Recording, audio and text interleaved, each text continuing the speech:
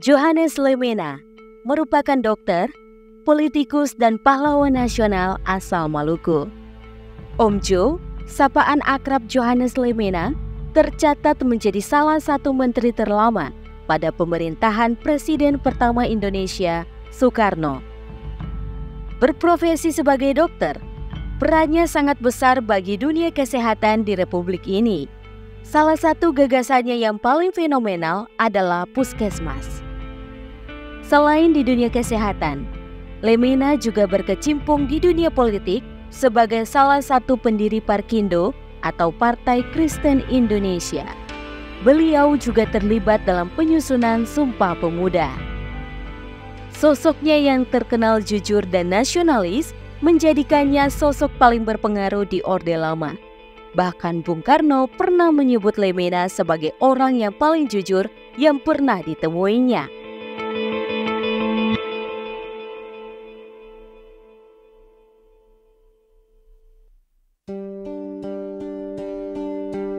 Johannes Lemena lahir di negeri Ema, Kecamatan Le Timur Selatan, Kota Ambon, Maluku pada 6 Maret 1905. Rumah masa kecilnya masih berdiri dan terawat. Sayangnya waktu yang terbatas membuat kami tidak sempat masuk ke dalam.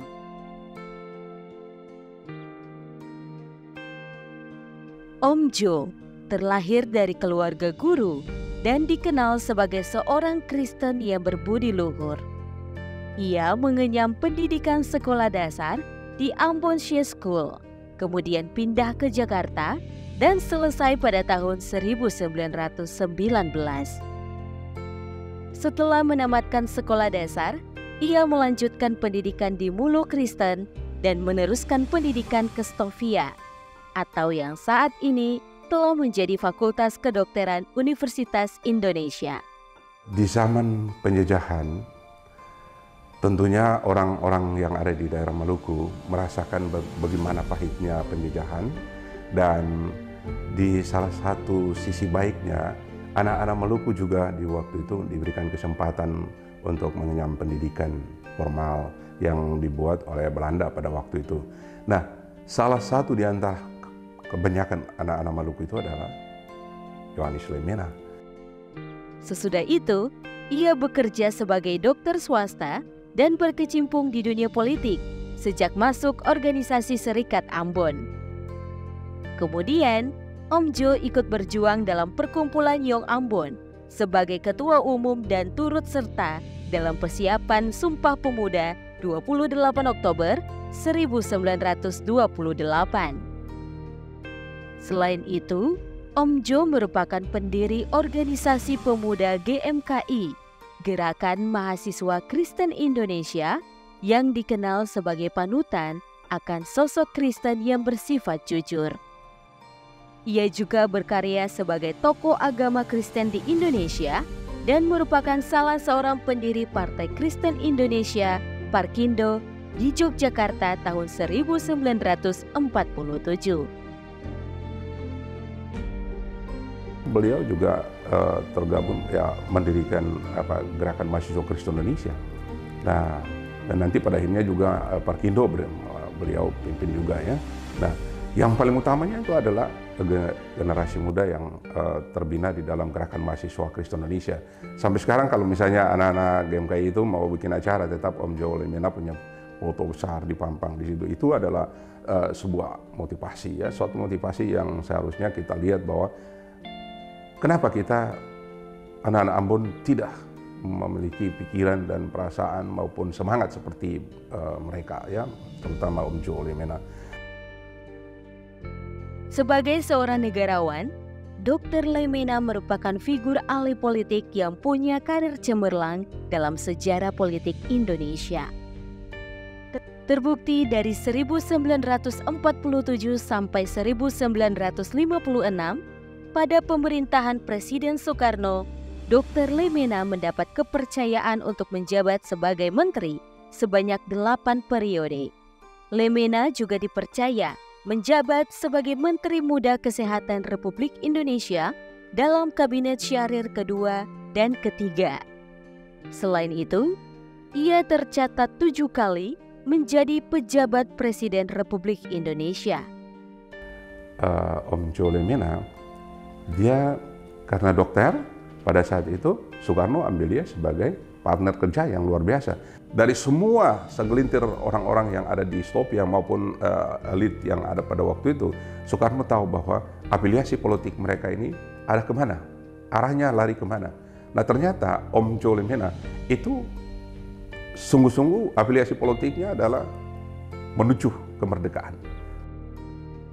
Kedekatannya dengan Presiden Soekarno menjadikan Lemena sebagai salah satu orang kepercayaan Presiden pertama Indonesia itu. Bahkan, ada yang menyebut Lemena sebagai anak emas Bung Karno. Karakternya yang jujur dan jiwa nasionalisme yang tinggi membuat keduanya bekerja sebagai mitra, bukan sebagai pemimpin dan bawahan. Terbukti, Lemena berperan dalam perjuangan mempertahankan kemerdekaan melalui jalur diplomasi. Lemena ditugaskan dalam berbagai perundingan, seperti Perundingan Linggarjati di tahun 1946, Perundingan Renville di 1948, Perundingan Rumroyen 1948, dan Konferensi Meja Bundar pada 1949.